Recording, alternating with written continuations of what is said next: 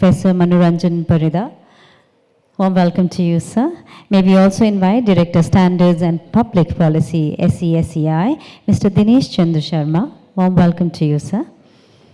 May we invite on stage Director India and STARK, Norden Communication, Mr. Prashant Oberoi. Mr. Oberoi, may we invite you on stage. And may we also invite on stage Managing Director, Astrikos.Ai, Dr. Chinmay Hegre. Is Mr. Hegre here? Mr. Chinmay Hegre is invited onto the stage. May we also invite on stage IT and CISO Dedicated Freight Corridor Corporation of India Limited, Mr. A.S. Pandey. He is the AGM. And we're also being joined by Regional Technical Lead, North and East, Alcatel-Lucent Enterprise, Mr. Vishwatosh Pandey. This is roughly about 45 minutes session, and may I request the moderator of the session to kindly take over. Thank you.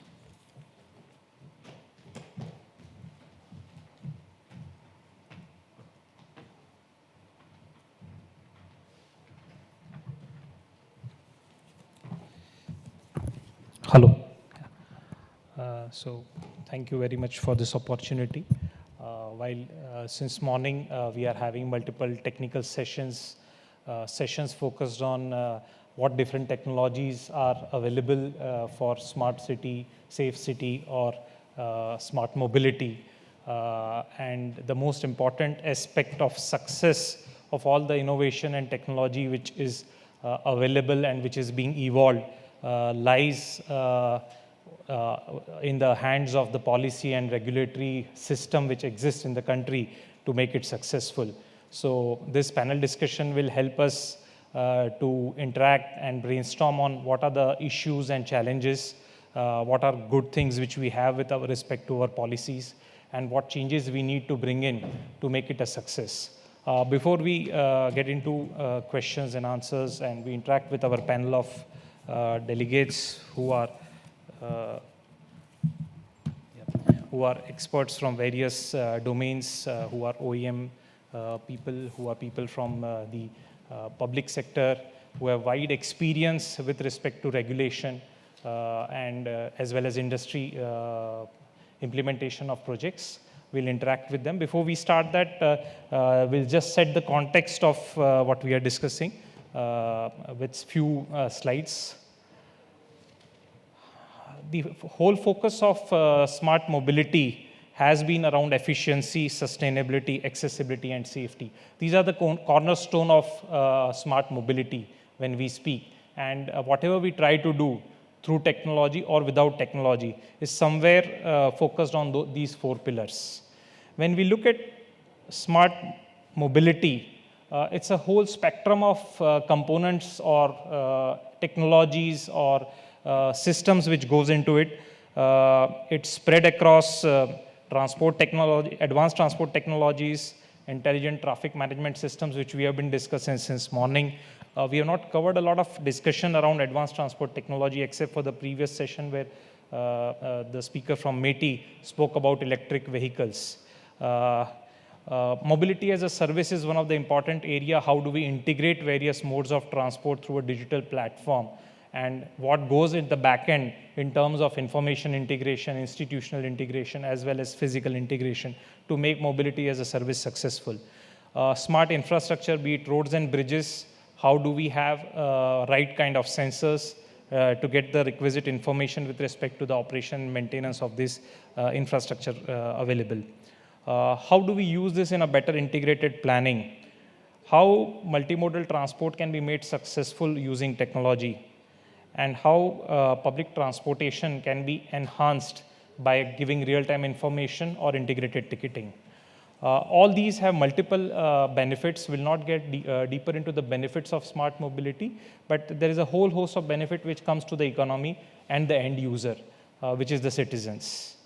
A lot of policies and programs have come out from the government side to support the entire smart mobility initiative, be it the National Electric Mobility Mission, which was focused on bringing in a transition to alternate fuel technology, The FAME India scheme, the two phases or versions of FAME, which supported electrification in mobility, be it vehicle part of it or be it the charging infrastructure part of it.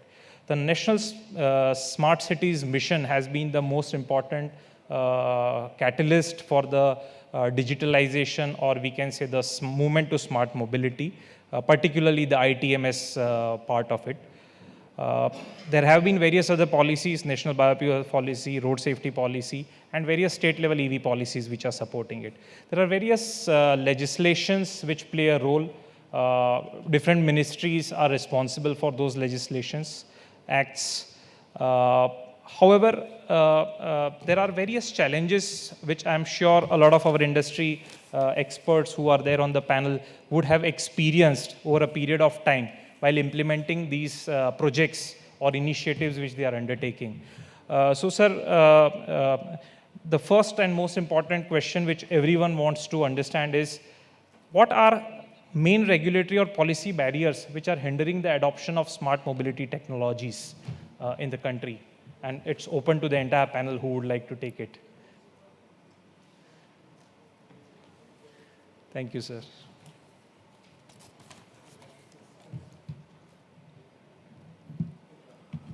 Thank you.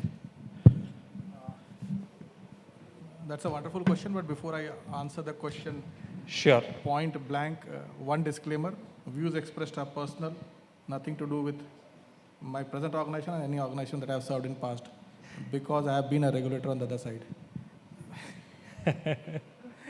So, what happens over here, in your previous slide, you actually put out the whole thing very clearly.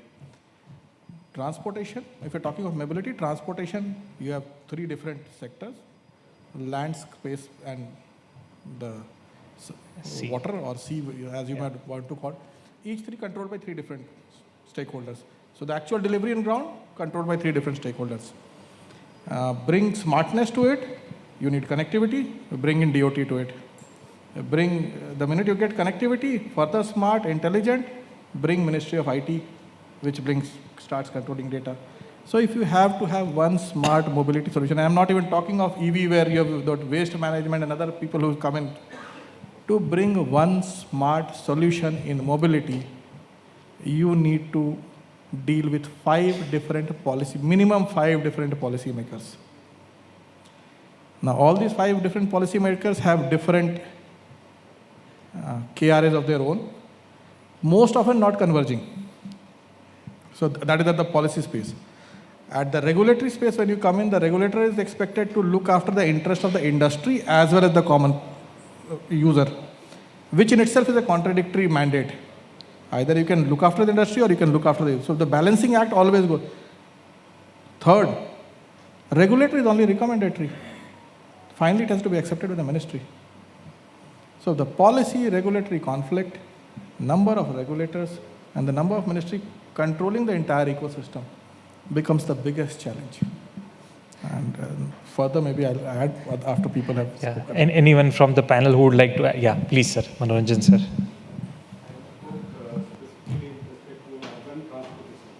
Yes. Am I audible? Yeah. Yes. So you have a National Urban Transport Policy dates back to 2006. If you read the document, there is no mention of intelligent transport system. It was updated by Institute of Urban Transport 2014, but never approved. So today we are in 2024. As such, in urban transport, like explicitly in a policy document, there is no mention of ITS. So that's a gray area. If I ask you like how all the metro projects are happening, Delhi Metro, the investment is more than 50,000 crores. How it happened? The enabling mechanism, it was part of National Urban Transport Policy 2006. And the other thing is with respect to Smart City Mission, probably 50,000 crores plus money has been spent for 100 smart cities. But the entire country does not know what worked well, what did not work. The feedback is missing. So it's a gross like mission project. But then my personal opinion is that it should be continued. Like the moment there has been already a lot of good experiences. And it's high time that you cannot run the transport system without IT, that's for sure. So while we continue, we should have a clear pathway. One example I'll give you is Pradhan Mantri Gram Sadak Yojana. The phase 2 was completed and now it has been decided phase 3, what is to be done. The roadmap for the next 5 years is clearly laid out. So similarly, the Smart City mission, we should have a long-term vision, which is clearly laid out, but definitely with the feedback report, I understand a white paper is being prepared, but it should be said, ITS cannot be merely products, cannot be mere standalone, say, devices. It has to be part of a solution. Last is the national ITS policy. Dr. Shiv Kumar was there. In fact, I was part of the discussion of the draft. We have done certain projects which has been initiated by NITI Aayog. We are missing Mr. Sinha, who was supposed to be in this session. So NITI Aayog has initiated that. So in that policy, it should be explicitly mentioned that the deployment of ITS in various segments. It can be both in road, rail, air, everything, the ideas of multimodalism. So everything needs to be stated very explicitly. So I understand a good, clear-cut policy statement will certainly enable deployment of ITS in a very big way. Thank you. Thank you, sir.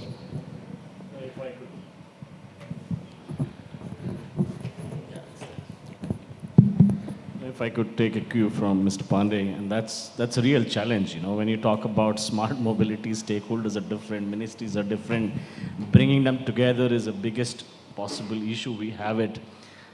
Yes, ITS policy, now it is work in the progress while we have implemented a lot of solutions you heard since morning.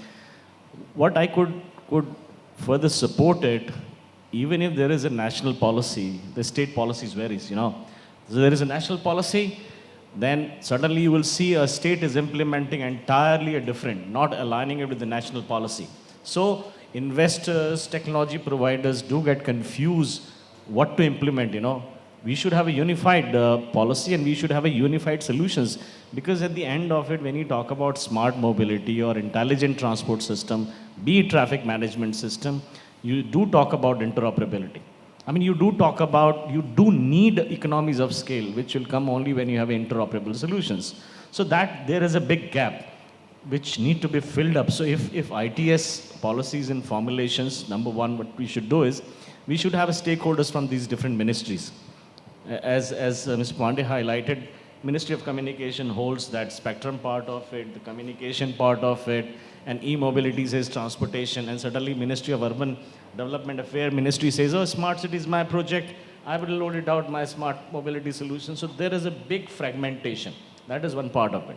Second is, we must realize when we talk about ITS, the data is going to play a very big role.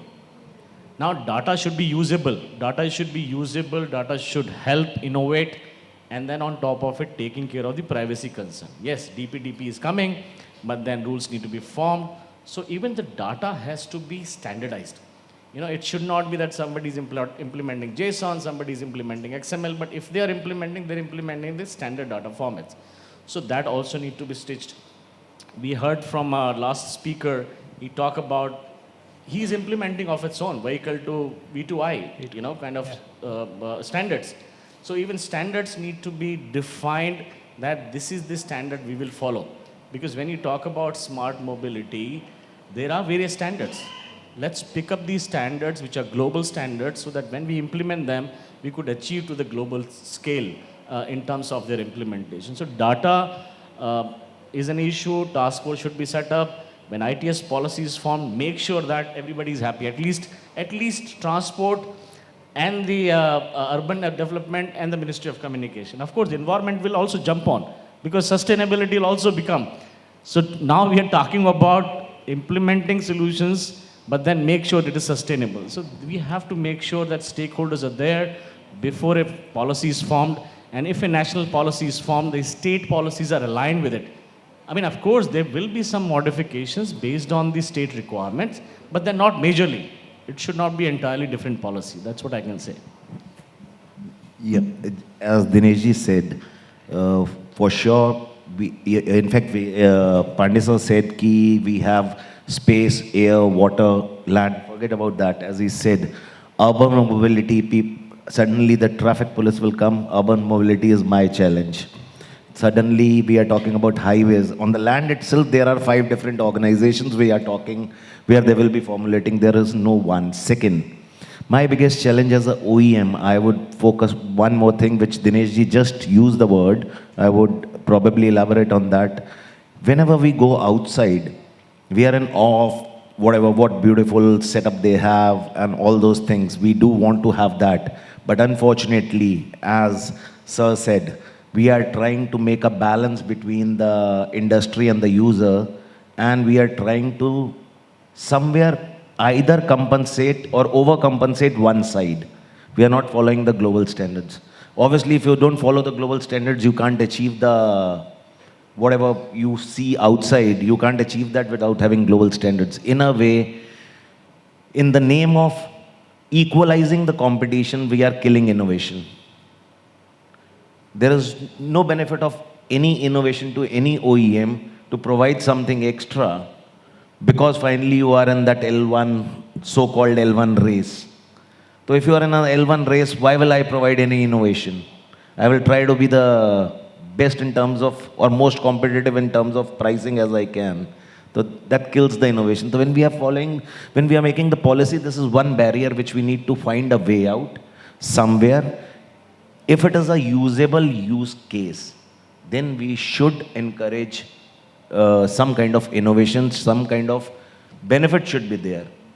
Similarly, again, because of that whole, our public procurement policy, the L1s and the time barriers and whatever, we are talking about different time barriers.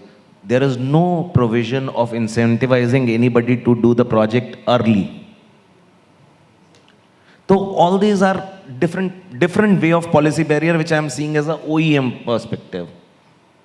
This is one thing is what are the actual policy barriers in terms of formulation of policy where 5 stakeholders are involved. But as a product guy, what is that I am getting? Nothing. So I would I would go and tell my R&D for India, you develop a separate product which is a stripped down version of a global product. So obviously when you have a stripped down version of a global product, the output will also be the stripped down version. You cannot have the global output as well. So that is another challenge which we face. Thank you. Okay. So pretty much what we saw is 2 things in the opinions. The policy, yes, of course, there are gaps and there are overlaps, right? So these are the 2 things, what we see. Either there are big gaps, some, the urban mobility, some departments for certain problems would say that this is my problem, this is not my problem, this is not my problem is the one of it.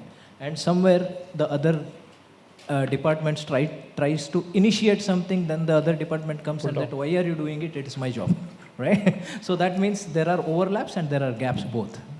So why this probably happens is mainly because our capacity building policy is not properly tied, right? So that is where the gap exists. That's what I see. In order to fix that, the smart city mission came in because as a nodal, control point for the 100 smart city mission, every city will have the urban local body as the nodal point, and all other line departments will aggregate to this particular thing, and hence the conceptualization of integrated command control centers came in, or the respective SPVs, smart city mission, SPVs came in. But yeah, another thing is there needs to be, in my opinion, there needs to be another, whether you want to take it on a lighter note or a serious note, it is up to you. But stating it is my job right now, there should be probably a policy to tie up all these initiated policies to be an execution, right? So that is most important because we have taken a lot of policy initiatives. But which policy is responsible or which entity is responsible to ensure that all these policy initiatives are taken to the closure, right? That is exactly where the capacity building also comes into the picture, to keep it running and also keep these identifying the gaps time and again, because the gaps that were identified 5 years ago are no longer gaps, but there are new gaps. New gaps. Right? Same way, new overlaps. So in order to get these things set right, there needs to be a review on these things. And we cannot just stick to a policy which is about conceptualized in 2016 when the smart city mission started. The policy guidelines or a smart city guidelines also need a revision overall. This is my point of view on this. And urban mobility or urban safety, all these are subsets of these things, right? The capacity building is most important, and it should be ongoing in order to have sustainable mobility, because whatever is durable, only that will be sustainable, right? Exactly. So for long time, long lasting, that's the reason, right? So we need to ensure that part of it. That's my point. One question which I want to ask you, Saket ji. Yes. Being from an organization which is primarily from consulting background, have you not faced this problem of, I will not name any department, but probably most of it I would say, where they are trying to formulate policies where they are probably the background of that particular organization is, their core competency is something, and they are trying to formulate something on the different technology aspect of it, and without having a consultant on board, and they are trying to do it on their own. Absolutely. I have example, but I don't want to quote any particular department, not to offend anybody, where we are going back in life actually. Absolutely, that does happen. Lack of in-house capability. In spite of that, they champion those causes. So That is another barrier basically. So I think majorly all my dignitary friends has covered all the points. Thank you so much, audience, for listening to us. Only one thing I want to add with all the points is feasibility analysis of the policies. So let's say if you are coming up with any of the policies for urban transport, for smart mobility, smart city, safe city, traffic management projects, or some smart ports. Right now, port is also booming with, bigger players like Adani's and all coming up. So port is also one aspect which is very important for us. We need to regulate that as well. The feasibility analysis of those policies, let's say I have implemented one policy for any specific, multimodal transport system. And whether it is practical or not, first. Second, it is feasible to implement or not. And third, how economically viable it is. So let's say I can create so many policies. I mean, Indian government has so many agencies to make policies with so many consultants coming on board to guide them. But on paper, it looks very good. Being in, from the industry side, it looks very good, and it's very nice storytelling drafts we get in the name of DPRs.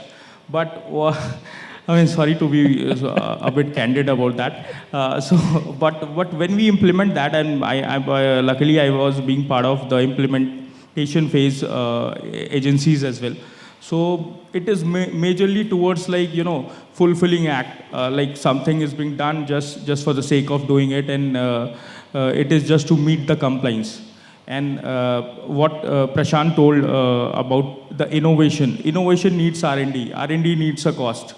And if you are fulfilling the job, how we are going to get those costs? So this is one thing which is very important, which needs to be taken care. Wherever there is criticality, wherever there is something which needs to be done on a very innovative side, some unique things to be onboarded, we definitely have to think beyond L1 game, beyond something which needs to be done on a specific requirement basis, on a specific project basis. This is one thing. On top of it, all the urban mobility is being getting modernized, you can say, getting evolved. Like sir said, in 2006 there was an act came up, and now still we need to rephrase that draft and get some formulation to be done for that. This can be done, but what is the current analysis of the situation? Like, Saket, you were telling about offline about the feasibility analysis you do for the mobility sector. So is it practical enough for us to make those policies in reference to the feasibility analysis report, or it is some sort of industry feedbacks needs to be taken care. So these all things are very relevant, and I think we need to move ahead with those things in mind, and definitely we will achieve some better future. Thank you. Thank you. Thank you. Pandey sir, you wanted to add something before I move to the next question? In fact, there was so much of policy bashing that I thought I need to jump in to actually protect the policymakers now. so just quick, and time to probably, from the industry side we have heard they've taken the bull by the horn. Time to, from the government side, take the bull by the horn. Who prepares these consultation reports based on which these policy drafts are coming out? People sitting here, big fours, big tens, big 20s. Who paints these policy pictures to the government that these are the revenue projections, these are the kind of things that will happen? People sitting here.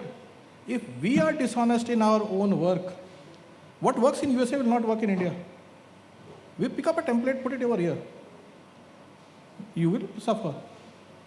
In any case, mobility, whether freight, passenger, is not a revenue generating mechanism. It is revenue negative for the government. The government is putting in money for public service there. Expectations are good.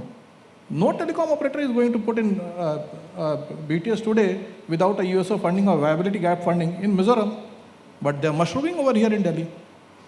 So when the private players are there, they're looking at revenues. Obviously, any company is there, motive is profit. You have to have some profit to remain sustainable. But that profitability does not work towards the entire country. So you'll always have this problem of expectation of the industry, the rosy picture painted by the consultants, expectation of the government, and expectation of the industry. Classic example is this NCRTC. You had the project coming up till Delhi boundaries and the Delhi government says we will not fund. You think consultation was not there? Consultation was there. But there are certain extraneous things that keep happening which are beyond control of the government, beyond control of the industry. Obviously, people end up suffering, industry ends up suffering, and government ends up paying additional price for it. We have a vision document of 2006 that we are discussing. What has fructified out of that? Is smart city only about surveillance at certain places and traffic challans? What happens to the other items on the stack? They were not viable, not profitable, not taken up, even if people wanted to do it. So no amount of policy enablement. Government is conscious of the fact that I have to put in money over here. But then the expectation have to be balanced across the ecosystem. Then only things work. Thank you. I think very insightful challenges and barriers from consultants to policymakers. Everyone has a responsibility to play. But I think fantastic lack of policy, lack of coverage of adequate components of the policy, institutional fragmentation, lack of consideration for innovation, too much focus over procurement from L1 basis, lack of capacity building, lack of standardization from national till city, and lack of industry perspective in building the policies and feasibility of what projects are being undertaken. And as Manoranjan sir said, the policy has been revised, has been in draft and not been approved. So I think a lot of areas of gaps definitely from a policy regulatory perspective. But sir, if you want to really address, and everything starts with the intent, and intent is generally policy. And smart mobility per se, as we all appreciate and understand, that it's a multi-sectoral, because the structure which we have in India, where the central government, the union government, the state government, and the local government have their own jurisdiction and powers. So how do we create a policy which is cross-sectoral, as well as factoring the three tier of the government system which we have? Because all the projects which we talk about are at the end of the day being implemented at a city level. Policy is being visualized and envisioned at a national level.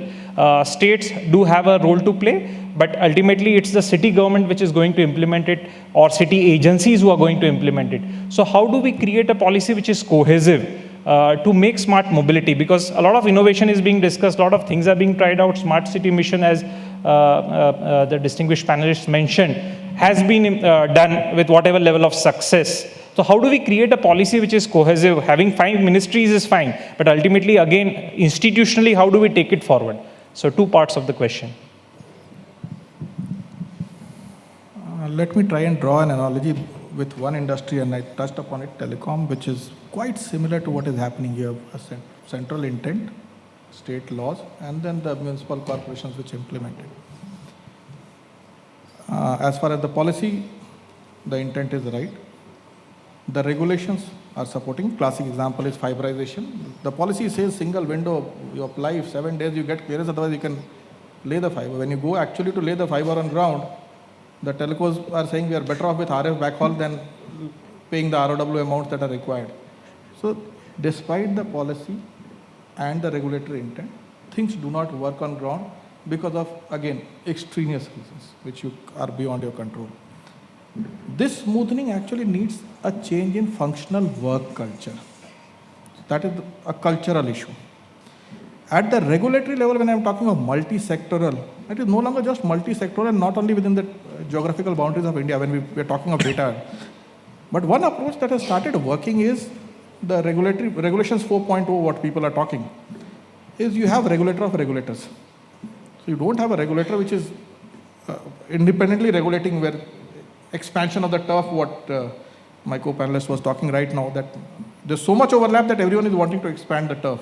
Rather than you have a regulator of regulators on line of regulatory 4.0 intent, where you have a homogeneous mixture of all stakeholders as part of that regulatory body. So then you're taking care of all concerns, all at least known concerns. Something still comes up, you can still address it. That's the first point. That is within the geographical boundaries of India. This has to happen at least at regional level or preferably at global level, which will never happen because you are, as it is bipolar at any point in time, multipolar depending on times. At least at regional levels. So that data movement that happens, because India as a country has some clout. Smaller countries who do not have the capacity to house data centers, how do you address the data protection, data privacy, data sovereignty issues if regional things are not catered? How would Nepal do the same thing what I can do? Or my data resides somewhere else. So you need first at the international level, a global or a regional cooperation. At the national level, you need to have some kind of regulator of regulators. And finally, one very good point was someone to evaluate. Review. And this should be an independent regulator or a policy body or whichever, someone to evaluate how much of it has been implemented. Because whatever you tell me, I'll tell all 3 bags full. Why should I come to you with a problem? Thank you. So essentially what you are saying is we need to review also whatever we are doing. Dinesh. Yeah, I think to take the discussion further forward, I completely agree. I mean, for example, in EU, instead of feasibility, I think the impact assessment is a better word. So always policies impact analysis is carried out, before policy is made effective. So impact assessment is a very important exercise. One must do it. Nowadays, Mr. Pandey highlighted, just by saying smart, you bring multi-stakeholders. So it's very clear as the technology is advancing and AI and BC and DLT and all those new technologies become effective in all the sectors, it's a time when you have a multi-stakeholder kind of setup. Which means whenever a policy is set up, not only from ministries, even from states, we should bring the experts, include them from the day one when you start discussing the policy matters. Because states normally, why do they come out with the different policies? Because they're not involved in the policy making stage. The policy making is done either within the ministry, which has been the practice and it worked until now because it was not multi-sector or the other sectors were not impacting or non-ICT was becoming ICT. So I think having a more multi-stakeholders while framing this policy should be made sure, whether you set up a task force under NITI Aayog or whether you make regulators of regulators, you have to find out a ways and means. But impact analysis should also be carried out, in my opinion, and it should be adaptive. Now what happens is the time has gone when you release a policy and it becomes effective for 10 years. We don't have that much time. sometime it needs after 1 year, you need to bring an amendment to that particular policy. So it should be adaptive, which Mr. Hegde was highlighting. So that is the way we have to see it, to ensure that when it is announced, it's intact. Everybody's concerns or inputs are raised. Consultation happens. Government does consultations. We do. NITI Aayog is very advanced in producing papers. We have recommendations. But then the one thing is missing, the stakeholders are not complete. Because of which there is a distrust, and then they say, oh, you come out with the policy, I'll also come out with the policy. I'll be more aggressive than you. So that has to be stopped. Some kind of inclusion should be there in a policy making with impact analysis. So essentially, as sir mentioned, having regulator of regulators to have a control over what is being carried out. But before making the policy, having the stakeholders of state also being involved in that. And at the end of the day, linking it with an impact analysis to do a course correction in the next step which you are taking. This is fantastic. But from an overall setup which we have, as I mentioned, 3-tier system, what role can a national government play, state government play, and city government play in this whole smart mobility, or rather you can say the overall technology-driven transformation which we are bringing in our infrastructure? What and how do we keep those boundaries intact in taking it forward? Okay, so let me take this. The distinction or the bifurcations of the boundaries, right? So, see, we are actually, I think I am seeing the mobility is not only transportation, but we are more driven towards transportation discussions. But mobility is little more than that, right? Example. So I would talk it in this way, or I would raise this point in this way, that the mobility is actually, when in practice, right, or at the grassroots level, it is a localized concept, right? So would you believe that now in my life, I have taken the trains only 4 times? Would you believe that? Right? So why? Because there is a reason. Where I grew up, there are no trains. That is, only the first train was Konkan Railway. Okay. Right? In coastal Karnataka. There were no trains. It were all buses. Right? So the thing is, that is the reason. If I tell that to anybody who is from either the northern part of India or the eastern part of India, they would not believe that, what? You have not traveled by trains? So, because there were no trains, right? So that's the reason, because that terrain was not suitable for train or railway tracks. There were very less number of railway tracks. Till now, there is only one line, right? So that's the thing. So that's the reason the mobility is a localized concept, number one. And also, when it comes to mobility, the another subset comes is traffic, right? So the traffic is again further localized to each city or each town. We work in smart city area, especially in the smart traffic area also. We have worked in Karnataka, we have worked in Maharashtra, and we have worked in Northeast India, as to name Sikkim. The traffic challenges in these 2 terrains are totally different, right? You go to major cities like Delhi, Bangalore, Mumbai, there are the major traffic challenges are jams. Right? Congestion. But when you go to the Himalayan terrain, jams are there, but not because of the vehicle density. It's not because of the vehicular density. It is mainly because of landslides or any such kind of issues. Right? So that's the reason the policies have to meet the terrain's requirement. Hence, the mobility concept has to be some amount localized. Maybe the top level policy could be addressed at union level, and then at the state transport and the state transit management or a state traffic management level as a guideline, right? But more of the implementation side of the policy should be more localized, because each terrain in India, because India is a diverse country, right? We have diversity in terms of not only terrain, in terms of population also, right? And population demographies also, how people are, moving around in respective places. Hence, the local agencies are quite important. Maybe this is, I think I am also highlighting where the bifurcation can happen at, what could be the tangible reality that could be bifurcated at local level, at a town or a city level, and then what could be the guidelines level, how can the state governments can intervene, and then how union can create a master policy on top of it, right? So that is how it has been done. But maybe only the thing is refinement, right? So when it comes to refinement, example, if I have to tell you about our traffic policies in all the major cities, is all the signals are focusing only on stopping the traffic, not mobility is not stopping. Mobility is keeping the things moving, right? We are contradicting the meaning of the mobility, right? So the signal should have more green time so that people can move around. Not they should, people should, it is not, the intention should not be of stopping the vehicles for longer period, right? Yes. So this is what probably where we are assuming things on top of that policy which is written, or understanding gaps in the policy, right? That is where it is creating the problem, right?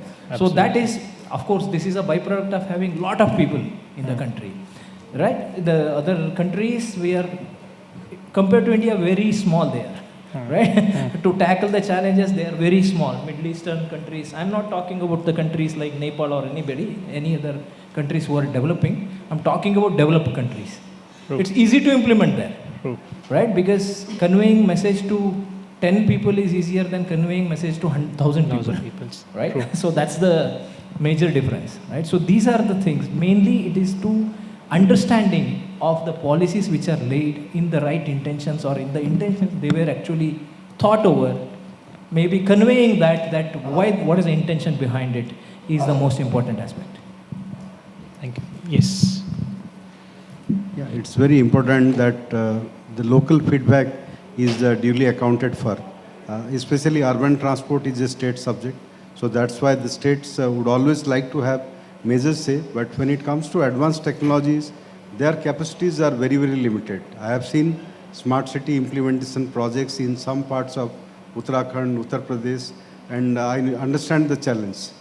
They really struggle in terms of creating basic infrastructure, creating the basic road, the bicycle track, and you are talking about the very high-level technologies. So for sure, it is to be at the national level. Like suppose today you talk about the space science and technology. You cannot delegate it to the state level. So we understand the subject is very relevant to the state levels. In fact, I'll give a small example of Meghalaya state. When the state urban transport policy was announced, everybody thought that all cities in Meghalaya, even smaller cities, will have metro system. So the chief minister clarified that metro is only for Shillong, not for all cities of Meghalaya. So you have local aspirations. Today, whether the metro is sustainable or not, but it's a sign of prestige. I mean, so you are spending 500 crores per kilometer. Everybody is demanding for that. So I'll say that the umbrella policy is definitely, the regulation is going to be at the national level. But then, like for the purpose of implementation, we have seen one very elementary example is Pradhan Mantri Gram Sadak Yojana, which Ministry of Rural Development has been doing, taking confidence into the state governments. So it has to be a participatory model. But even in the smart city missions, we have seen the state had, say, 50% participation. So that participatory model has to be worked out, but the technology needs to be regulated at the national level with a very clear-cut national policy only. Thank you, sir. I would partially agree with both of them in one way, diverting from the topic. The smart city mission we are talking, and I happened to be there in Muzaffarpur, smart city, and I was discussing with Commissioner, and we were being an OEM for surveillance. Obviously, my focus was surveillance at that time, and I am talking to him, sir, this ANPR and all those AI analytics and all that. And the reply I got, you are bothered about traffic. I am bothered about mosquitoes. Priorities. Priorities.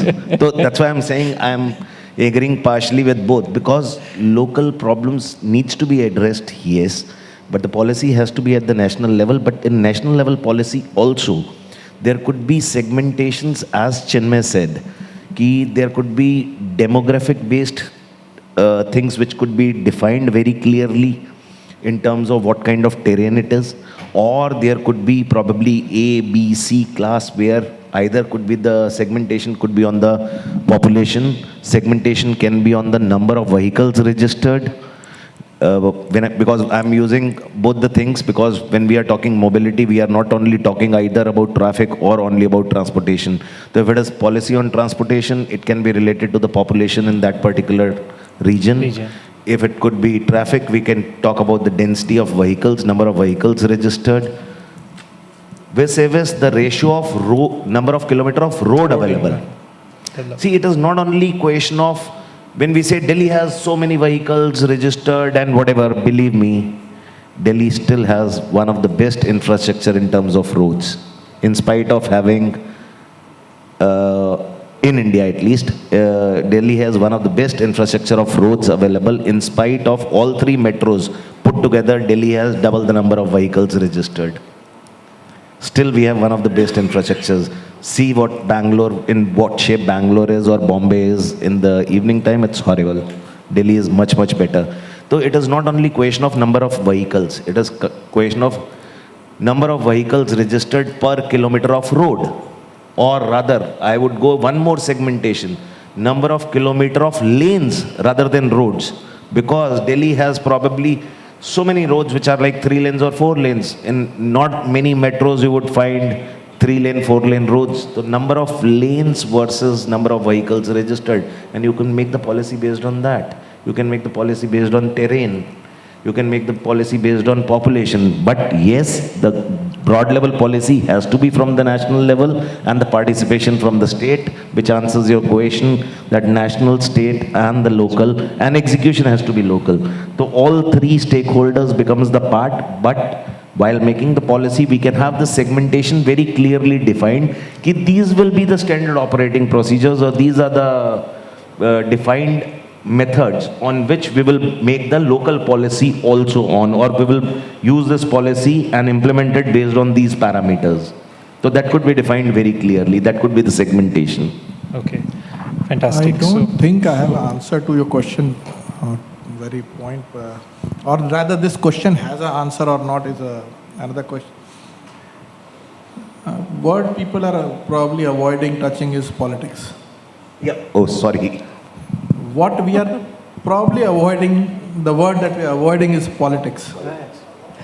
So national polity is something else, state polity is something else, and then the final, the city, municipal Rather corporation, than the that, politics. I think we are, okay, we are taking it as, साथ में आता है क्या करें?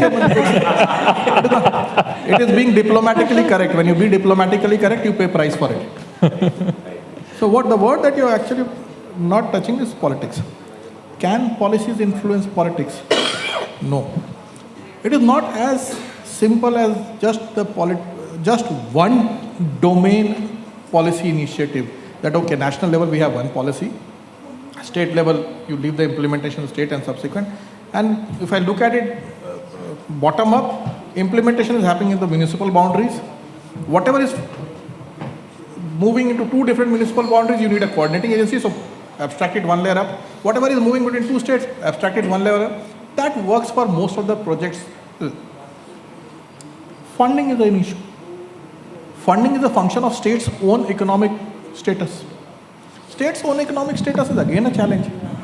So you want to implement something, whether the state has funding or not, depending on the constraint that it has in terms of funds for the municipal body, the rollout will happen proportionately.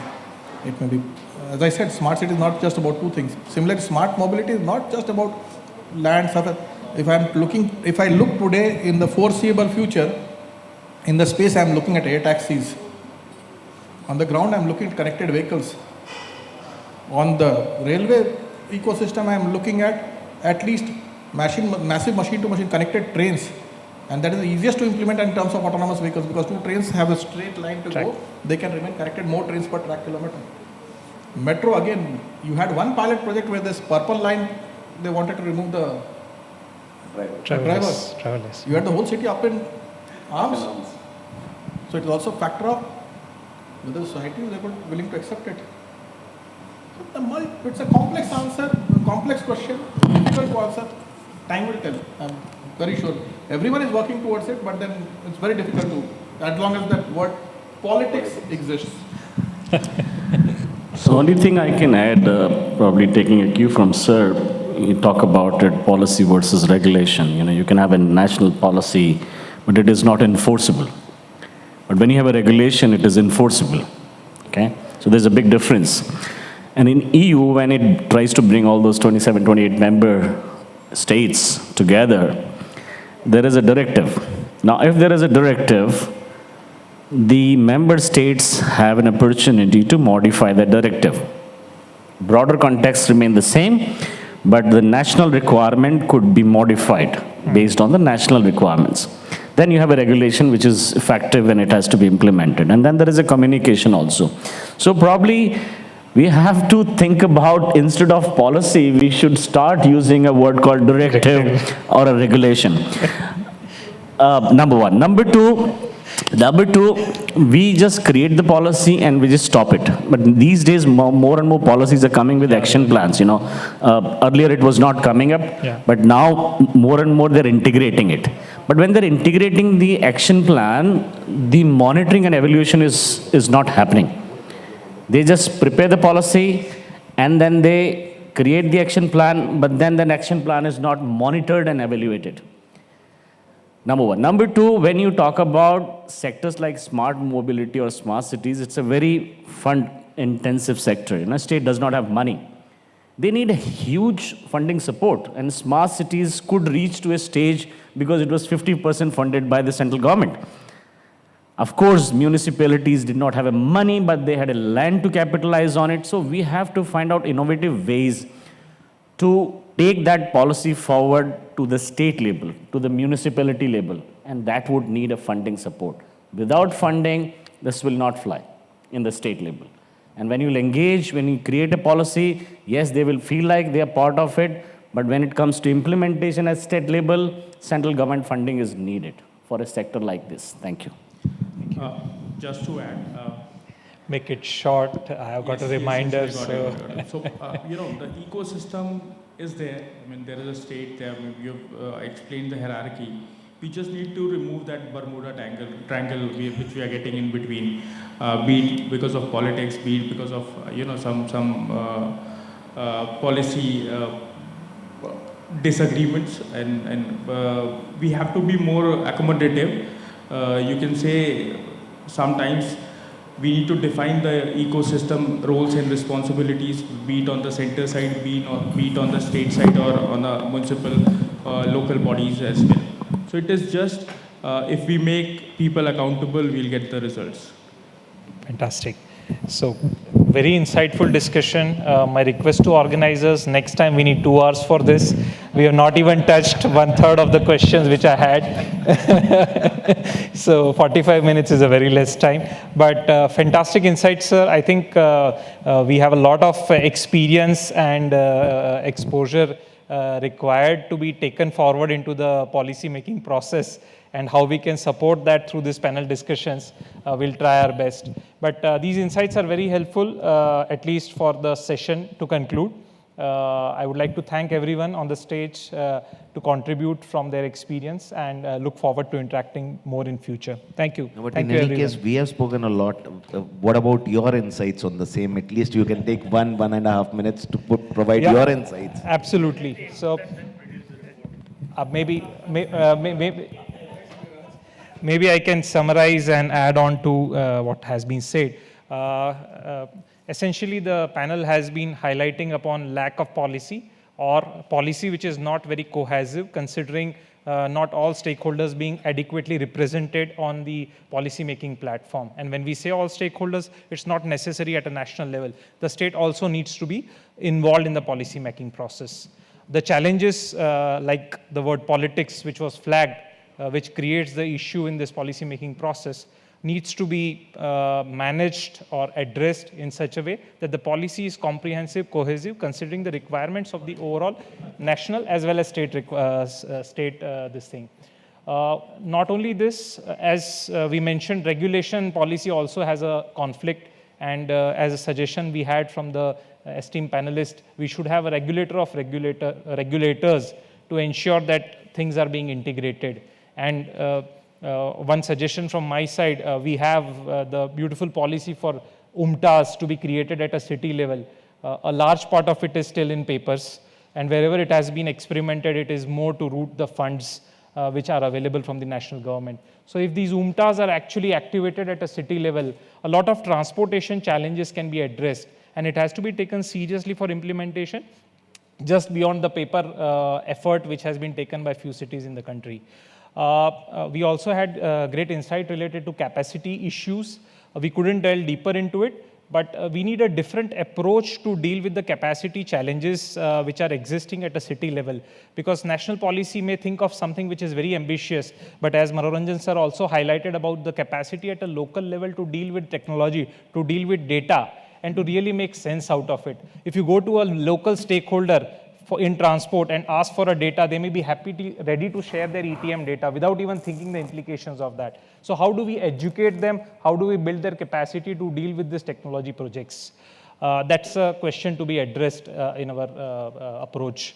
And as sir mentioned, the problem of standardization which happens at a national level and at a state level. It should not be very different, otherwise interoperability is something which will not be achieved and will not get the right kind of outcomes which are required. Few more points may be unable to cover right now, but a cohesive approach is required from policy making to institutional integration to implementing the same which are envisioned. And as rightly highlighted, monitoring and evaluation through impact analysis is something which is very required before it goes to a phase 2 or phase 3 of the policy which is being implemented. Thank you. Thank you very much for patiently listening to the panel. Thank you. Thank you, sir.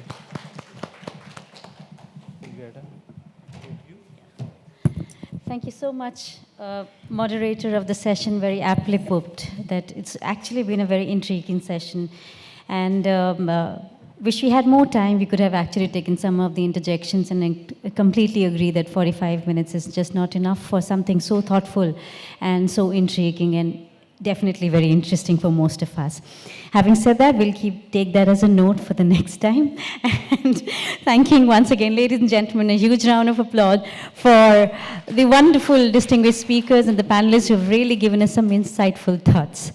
We'd like to make it a little more memorable. We'd like to present mementos, and the moderator of the session is requested to kindly present the mementos to the panelist. Requesting Mr. Saket Mehta to present a memento to Mr. Professor Manoranjan. Thank you so much, Professor Manoranjan, for sharing your thoughts with us and also letting us know what needs to be really thought about. Now we'd like to present a memento to Mr. Dinesh Chand Sharma. Thank you so much, sir.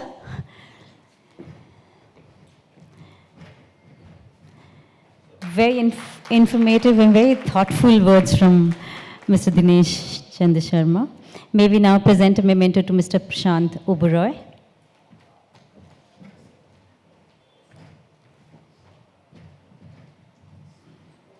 Thank you so much. May I now invite Mr. A.S. Pandey.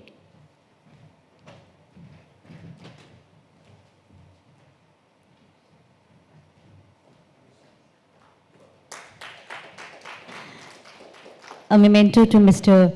Vishwatosh Pandey.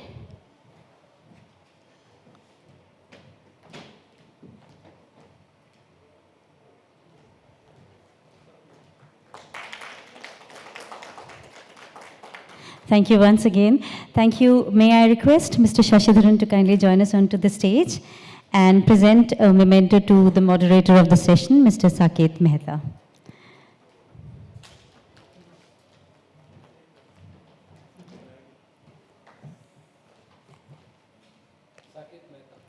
Mr. Saket Mehta.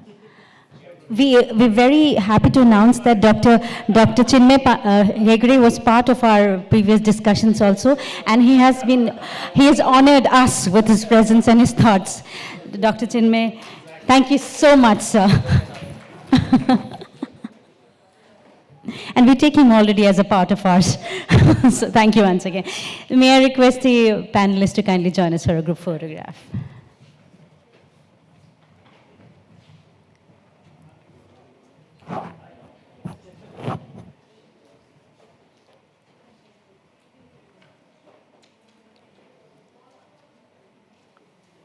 Ladies and gentlemen, as I announced earlier about the lucky draw by NEC, now this is the moment where we proceed with the lucky draw. And may I request Shashidharan sir to kindly stay back for the same. We had our visitors dropping their visiting cards, and now we are going to take up the bowl, shake it very well, and pick up the lucky draws, the 3 lucky winners.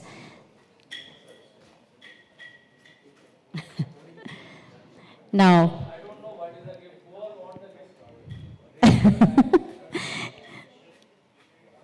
we have some hands being raised here. Yes, there are hands.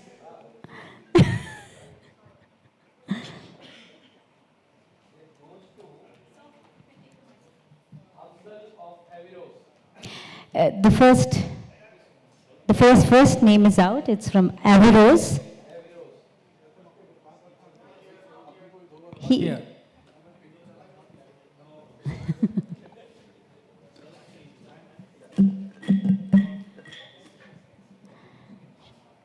And picking up the next card,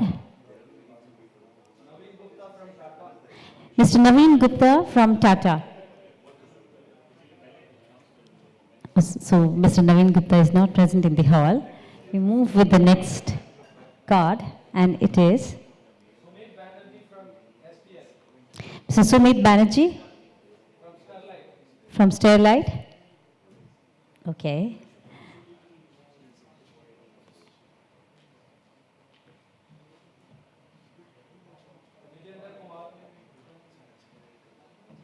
Mr. Tejendra Kumar.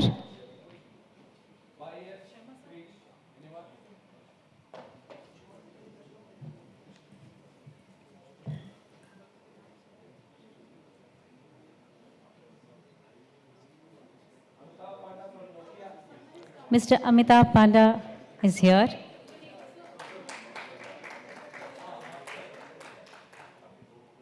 So we have 2 winners with us now. The lucky winners of this NEC lucky draw.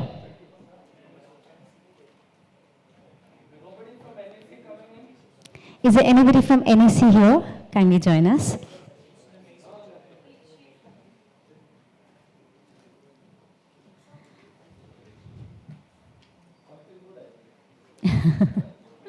Certainly.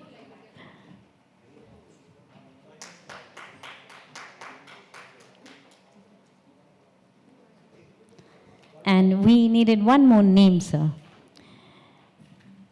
And there we go for the last one.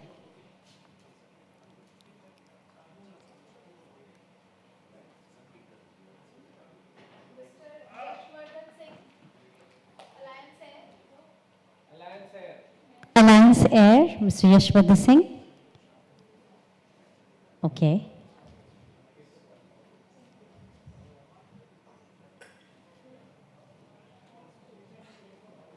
It's a lucky draw.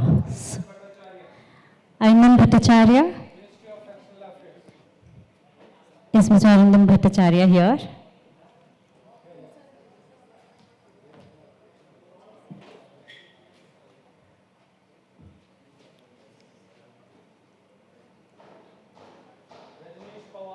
Mr. Rajneesh Pawar. Is Mr. Rajneesh Pawar here?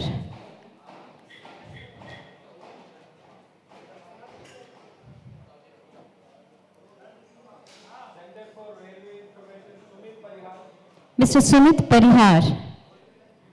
Mr. Sumit Parihar.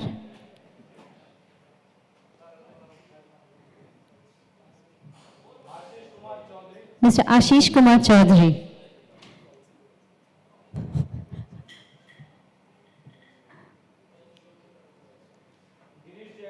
Mr. Girish Jain.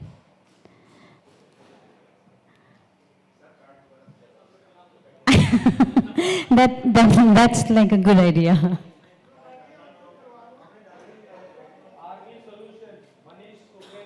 Mr. Manish Kukreja. No. Mr.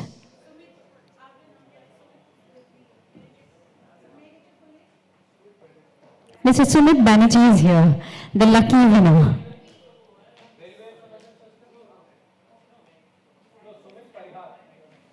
Okay.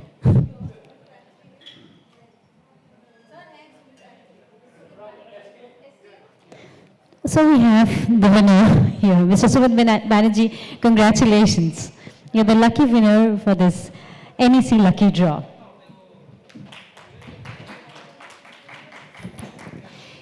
With that, ladies and gentlemen, we conclude the summit. Thank you so much for being with us. We look forward to staying in touch and for our yet another summit in the future very soon.